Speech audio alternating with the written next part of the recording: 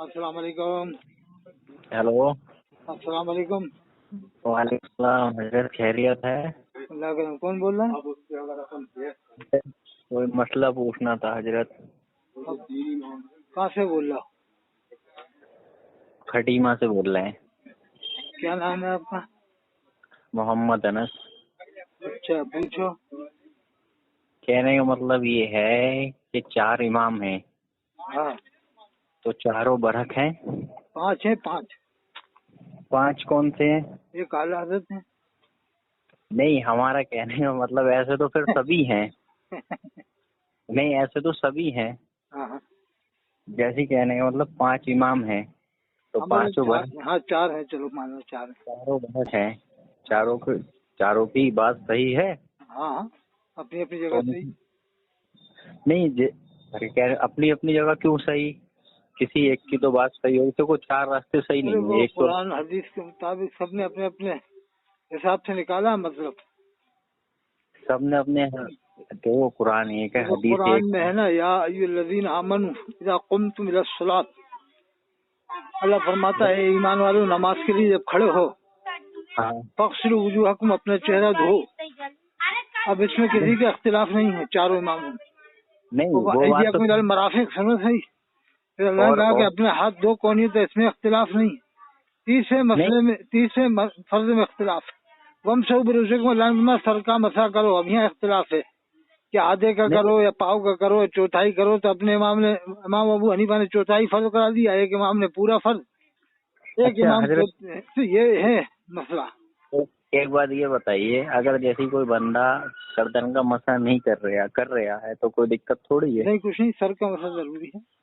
نہیں، جیسے سر سے لے کے گردن کا کرے کوئی دقت؟ سر کا کرنا چاہیے، بس سر کا ہی حکم ہے. یہ ہے برؤوسکم، اپنے سر کا مسح کرو. ایسا کہنے مطلب یہ اگر اس کو گرمی لگ رہی، پسینہ ہے، اور اگر گردن پہ ہاتھ پھیر لیتا تو کوئی حرج نہیں، کوئی حرج نہیں. جیسے کہ ہمارے کرتے کرتے گردن پہ لیا، ایک الکسا ہو گیا اس چیز کا، لگتا ہے کہ یار گردن پہ بھی کر لیں تو کوئی دقت تو نہیں؟ کچھ نہیں، کوئی دقت نہیں. میں کچھ دن سے آپ کی ویڈیو دیکھ رہا تھا. اچھا، کیسی لگی؟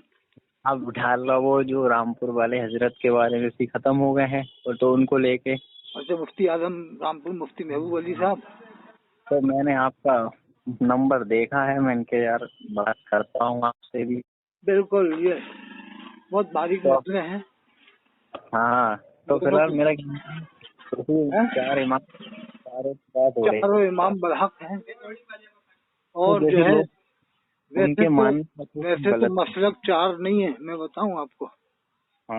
32 کروڑ مسلک ہے کم بیش. کتنے؟ 32 کروڑ مسلک ہیں. 32 کروڑ مطلب جتنے مسلمان ہیں ہندوستان میں کم بیش اتنے ہی مسلک مانے راستہ. ہر مسلمان کا الگ راستہ اپنے حساب سے چلتا ہے، ادھر سے ادھر، ادھر سے ادھر. میں کہہ رہا ہوں ایسا ہو رہا ہے یار، جب قرآن ہے کہ حدیث ہے. نہیں، وہ تو 4 تو وہ ہیں مجتہدوں کے.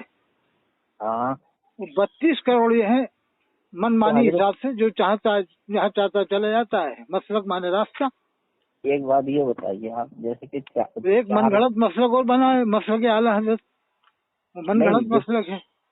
نہیں، جیسے یہ ہے، یہ برحق ہیں جو 4 ہیں، چاروں کے چاروں برحق. نہیں تو جیسے کہ ان کو قرآن نے کیا برحق یا حدیث میں کیا، کس نے کیا ہے؟ قرآن میں اس طرح سے ذکر آیا ہے، نہ حدیث میں ہے. حدیث میں اشارتاً ہے، اشارتاً، جیسے حضور کا فرمان ہے عالم کے بارے میں. اچھا، عالموں کے بارے میں جو حدیث میں ذکر آیا ہے. قرآن میں ہے انما یخشی اللہ من عبادہ العلماء، بے شک مجھ سے وہی ڈرتے ہیں جو میرے بندے عالم. یہ چاروں کے چاروں اللہ سے بہت ڈرنے والے تھے. اچھا، میرا کہنے کا مطلب یہ ہے جیسے کہ ہمارے امام الانبیاء جو سارے نبیوں کے امام ہیں، حضرت محمد رسول اللہ صلی اللہ علیہ وسلم ہیں، صلی اللہ علیہ وآلہ وسلم ہیں. ہاں، سارے انبیاء کے امام ہیں. اگر کسی کو اتنی جانکاری ہو کہ وہ لاکھوں حدیث سے جانتا ہو تو اسے چاروں اماموں کو ماننے کی ضرورت نہیں ہے. مگر اتنی جانکاری آج کے زمانے کسے ہوگی؟ نہیں، بات ٹھیک ہے. جیسے کہ آج کل دیکھو پورا اسلام مان کون گیا، آدمی اس کا تو جانتا، نماز روزہ حج زکات دیتا ہے. صحیح تو ہے. ابھی ہمیں نہیں کرتے ہم لوگ جو نبی صلی اللہ علیہ وسلم جیسے عید کتنی سنتوں کا عمل. آپ کی کھٹیما میں کتنی مسجدیں ہیں؟ खटिया में ऐसी होंगी 10-12। अच्छा, देवबंदी तो है नहीं वहाँ? ना ना, देवबंदी कोई नहीं है सर, एक भी नहीं है? ना ना, नहीं होंगे, छुपे होंगे वो लोग। अच्छा, मस्जिद नहीं है? मस्जिद नहीं है? हाँ, मस्जिद नहीं है। यार ये ताज्जुब की बात है कि पूरी दुनिया में जमात जा रही है, हाँ। लेकिन इंडिया में इनका कब्जा नहीं हो पाया है सब जगह। किनका? जैसे जमात वालों का, जैसे पूरे उदयपुर में मस्जिद नहीं है। एक मस्जिद अभी कहीं बना ली है उदयपुर में, वरना उदयपुर में 100 साल में कहीं भी मस्जिद नहीं थी इनकी। चित्तौड़ में आज भी नहीं है, शायद चित्तौड़ में नहीं है, डूंगरपुर में नहीं है। लोग कहते हैं बहुत हैं ये लोग। नहीं है तो सही, लेकिन कितने जिले ऐसे हैं जो इनसे खाली हैं। जैसे रुद्रपुर में नहीं है। रुद्रपुर में है? नहीं नहीं, इनकी मस्जिद नहीं जमात वालों की। कहाँ है? क्यों नहीं? मैं आया ना रुद्रपुर में, मेरी तकरीर हुई थी। महेश नगर है, कौन सा है? नहीं तो हमारे वहाँ खटीमा के लोग रुद्रपुर में रहते हैं, बताते हैं। तो वो बना ली होगी, कहीं साइडों में बना ली होगी, अब बना ली होगी, हो सकता है। तो ऐसा ना काफी है। अच्छा, किला खेड़ा में नहीं है इनकी मस्जिद? किला खेड़ा है ना? हाँ, किला खेड़ा में मेरी कई तकरीरें हुई है, वहाँ नहीं है। मैं उन चीजों पे जाता नहीं हूँ, मैं सोचता हूँ कुरान और हदीस एक है। नहीं, वो चक्कर ये है कि इनकी किताबों में कुछ ऐसी मिस्टेक हैं जिसको साफ नहीं करवा रहे, इसकी वजह से ये लोग आगे नहीं बढ़ पा रहे हैं। मैं कह नहीं रहा, मेरा कहना है मैं इनकी किसी मौलाना की मैं भी सोचता हूँ कि यार इनकी कितनी हिमायत करो, फेवर करो, लेकिन ये लोग अपने अलावा किसी को जब तक नहीं मानते हैं, जब तक चिल्ला न लगाओ, 4 महीने न लगा। अरे मेरा कहना है मतलब बहुत खतरनाक बातें हैं साहब, वो तो अल्लाह हिफाजत फरमाए। इनके चक्करों में ही न पड़ो, इनकी हिमायत भी ज्यादा न करो, बस इतना कर दो कि भैया काफिर न कहो, बाकी कुछ करना करो यार, है कि नहीं? काफिर नहीं चाहिए है। देखो हर फिरके में कहीं ना कहीं गलती होती है। गलती तो सभी में है, देवबंदी, बरेलवी, अहले हदीस, मगर मानते कौन है? न देवबंदी माने, न बरेलवी माने, न अहले हदीस माने। अहले हदीस ही नहीं मानता। अहले हदीस वो सिर्फ वही हदीस मानता है जो उसके मतलब की हो, इसके मतलब मुताबिक हो ना, उन्हीं को मानता है। अपनी बहन बेटियों को कॉलेज में पढ़ाएगा, स्कूल में पढ़ाएगा, वहाँ पर ये हदीस नहीं देखेगा, वहाँ पर पर्दा नहीं देखेगा, मजार पे जाने में पर्दा देखेगा। और जब बहन बेटी की बात कॉलेज में आई, अरे वहाँ भेज सकते हैं, किस कहाँ लिखा है कुरान हदीस में, किस जगह है कि वहाँ भेज सकते हैं गैर मुस्लिमों से पढ़वाने? वहाँ कोई कुतुब अब्दाल पढ़ा रहे हैं, और कलंदर पढ़ा रहे हैं कॉलेजों में, यूनिवर्सिटियों में। भोपाल में चले जाओ तो अहले हदीस की लड़की कॉलेज में मिलेंगी आपको, कोटा में चले जाओ तो कॉलेज में मिलेंगी, यूनिवर्सिटी मिलेंगी, यही अहले हदीस की लड़की है। तो हुजूर सल्लल्लाहु अलैहि वसल्लम ने जो फरमाया मेरी उम्मत 72 फिरकों में बढ़ जाएगी। नहीं, 73 का है, 72 जहन्नम में जाएंगे, फरमा तो जन्नत ही जाएगा। अब वो फिरकों की शक्ल ये है, वो ये होगी कि जो नमाज को न माने, रोजे को न माने, ज़कात को न माने, हज को न माने, या अल्लाह के रसूल को आखिरी नबी न माने, या जो है कि ईद बकरीद को न माने, इस तरह का अगर जब मामला हो जाए, जब वो फिरका होता है। अभी ऐसे फिरके वाली बात नहीं है। अभी तो देवबंदी भी अल्लाह रसूल को मानता है, अल्लाह के रसूल को आखिरी नबी मानता है। जो अल्लाह के रसूल को आखिरी नबी न माने मुसलमान नहीं है। देवबंदी तो अल्लाह के रसूल को हयातुन नबी भी मानते हैं, चाहे देवबंदी हो चाहे बरेलवी हो। हाँ, तो जब तक वो अकीदा बिल्कुल ऐसा ना हो जाए ना, जो कुरान हदीस से बिल्कुल हटके ना हो जाए, जब तक आप उसे काफिर नहीं कह सकते। हमारा कहना मतलब 4 इमाम की बात थी, जैसी वो 4 इमाम अपनी जगह है, उनकी हिस्ट्री पढ़ना है तो आप किताबों में पढ़ो, और बहुत लंबा टाइम लगेगा, वो 1-2 घंटे में थोड़ी मसला होगा, वो तो उसके लिए सालों चाहिए। वो 4 इमामों में फिर इख्तिलाफ बकसरत है, समझ गए? तो उन चारों में क्यों इख्तिलाफ आ गए? फिर चारों सही क्यों हैं? अरे सही यूँ है कि अल्लाह ने आसानी पैदा कर दी है कि जो जिस शहर में रह रहा है, जिस मुल्क में रह रहा है, जिसके हिसाब से जो आसान लग रहा है उस इमाम की इख्तिदा कर ले। जैसे मिस्र वाले इमाम शाफी को मानते हैं, अरब वाले इमाम अहमद बिन हम्बल को मानते हैं। तो मेरा मतलब जैसे कि इसमें बहुत सी आसानियाँ भी हैं, आसानियाँ हैं बंदों के लिए, बहुत सी आसानियाँ। तो जैसे कि हुजूर सल्लल्लाहु अलैहि वसल्लम के कितने बरस बाद पैदा हुए थे चारों इमाम? 4 इमाम 125 साल के, 70-80 जी में इमाम अबू हनीफा पैदा हुए हैं, 150 जी में वफात हुई है।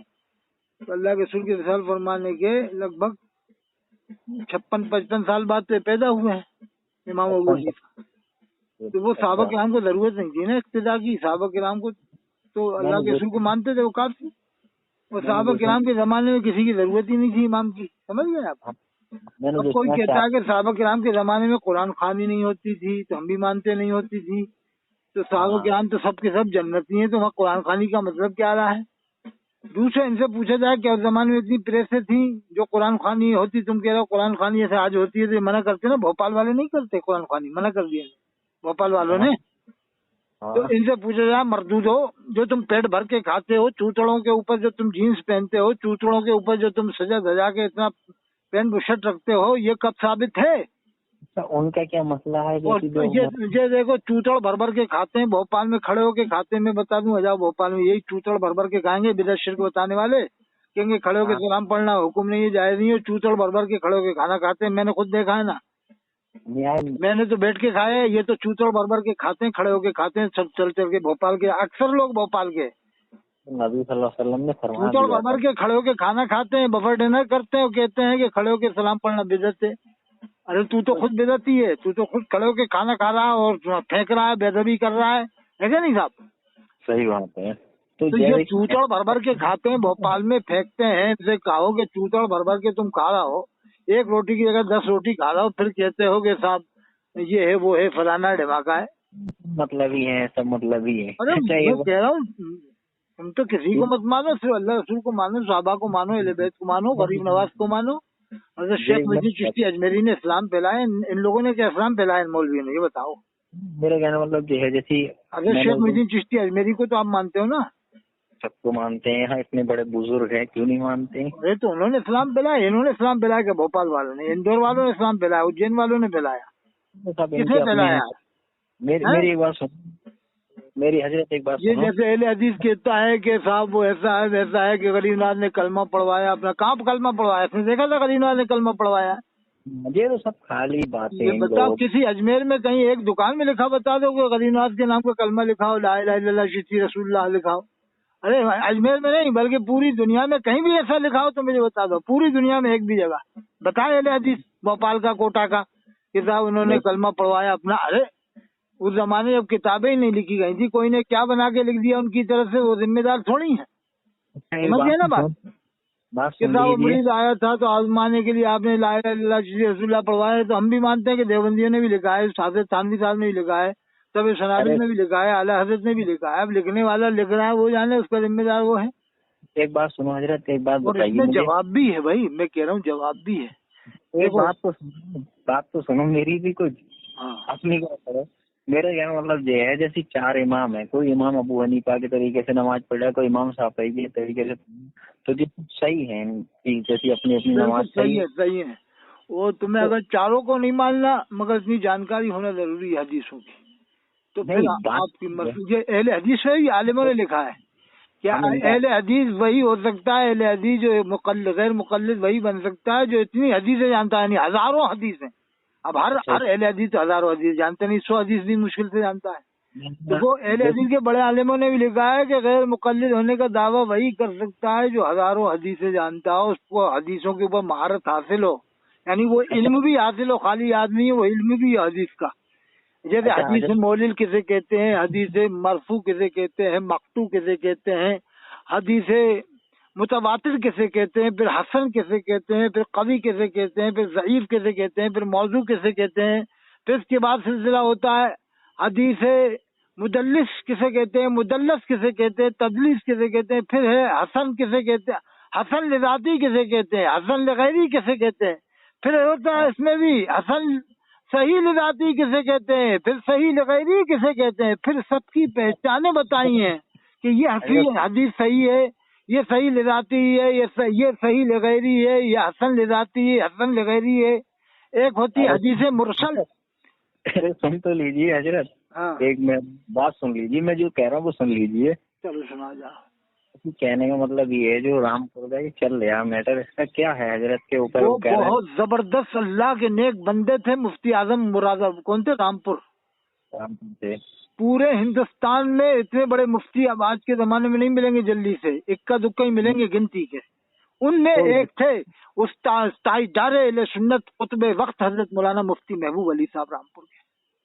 अच्छा, जैसे ही इनका इंतकाल हुआ तो लोग इनको काफिर कह रहे हैं। कितने फरिश्ते थे उनके जनाजे में मालूम है? अच्छा, अरे मालूम है फरिश्ते कितने थे? कम बेश 2 लाख के आसपास फरिश्ते थे। تو اس کا کیسے پتہ لگا فرشتے تھے؟ ارے تو جب کشف ہوگا جبھی تو معلوم ہوگا، جو اولیاء وہاں پر موجود ہوں گے حاضرین ان سے معلوم کرو آپ۔ کم بے 2 لاکھ فرشتے تھے، جس کے جنازے میں 2 لاکھ فرشتے، جس نے 60 سال 65 سال حدیث پڑھائی ہو، تو کیا 2 لاکھ فرشتے نہیں ہوں گے ان کے جنازے؟ یہ بتاؤ۔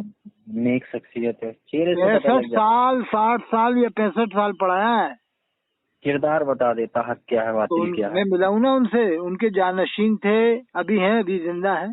سمندر اہل سنت، سمندر اہل سنت، برہان ملت، تائیدار اہل سنت حضرت مولانا مفتی مقصود صاحب، جو اب جانشین ہیں، اب وہ مفتی اعظم رامپور ہیں۔ کیا نام ان کا؟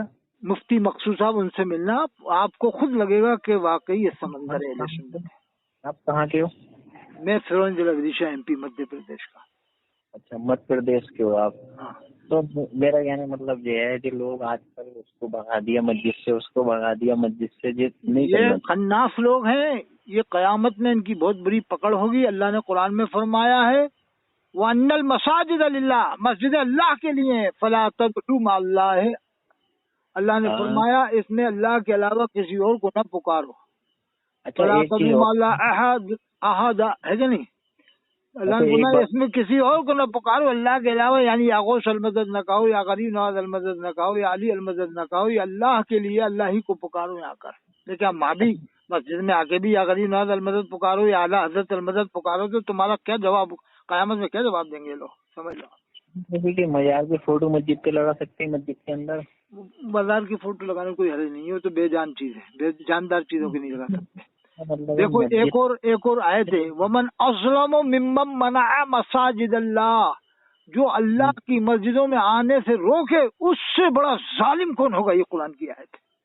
اچھا کوئی جیسے کہ اگر بیٹھے ہندو آ گیا بیٹھ گیا مسجد کے اندر تو اس سے بھی کچھ نہیں کہے؟ ایک سائڈ بیٹھے، مسجد کے اندر نہیں، مسجد کے اندر سائڈ میں جو جگہ بنی ہو، صحن وغیرہ ہو، جہاں جیسے وضو خانہ ہوتا ہے یا دالان وغیرہ ہو، ہاں ایسی جگہ نہ ہو جو نماز پڑھنے کی ہو، نماز سے جو نماز کے علاوہ کوئی جگہ ہو نا، جیسے دالان ہوتا ہے بس صحن وغیرہ ہوتا ہے نا۔ اچھا جیسے کہیں پانی آ گیا، جیسی باڑھ آ گئی، وہ آ گئی، اگر اندر بٹھا دیا تو کوئی دقت؟ اندر بٹھا دو تو اسے ایک سائڈ بٹھاؤ، جہاں نماز پڑھتے ہیں جہاں نماز پہ نہ بٹھاؤ اس کو، ٹھیک ہے؟ کون بٹھا لے گا؟ جیسے ایک سب میں اگر سب بنی تو بہت سے لپڑے ہیں مسلمانوں میں، کیا بتاؤں، گننا مشکل ہو جائے گا۔ میاں مسجدوں میں سونا بھی نہیں چاہیے، حکم تو یہ ہے۔ اللہ کے رسول نے صحابہ کرام کے لیے چبوترا بنوایا تھا، اعتکاف کر کے مسجد میں ٹھہرنے کا حکم نہیں دیا صحابہ کرام کو، جبکہ صحابہ کرام تو کھاتے بھی نہیں تھے، اتنا مختصر کھاتے تھے، لیکن جو صحابہ تھے رات میں پڑھتے تھے، اللہ کے رسول نے ان کے لیے الگ سے مسجد نبوی سے چبوترا بنوایا تھا، چبوترے میں سوتے تھے۔ آج کل تو لوگ اعتکاف کراؤ مسجد کی جانمازوں پہ سو رہے ہیں، اور لاکھوں لوگ تو بتاؤ احتلام ہوتا ہوا کیا ہوتا ہوا کتنی مسجدوں کے اندر، کیا کوئی بتاتا ہے کہ احتلام ہونے کے بعد جانماز اگر ناپاک ہو گئی تو کوئی بتائے گا آج کے زمانے میں؟ کون بتائے گا آج کے زمانے میں؟ کسی کا فون آ رہا ہے، ایک منٹ رکو۔ فون کرو تم تو ادھر ادھر۔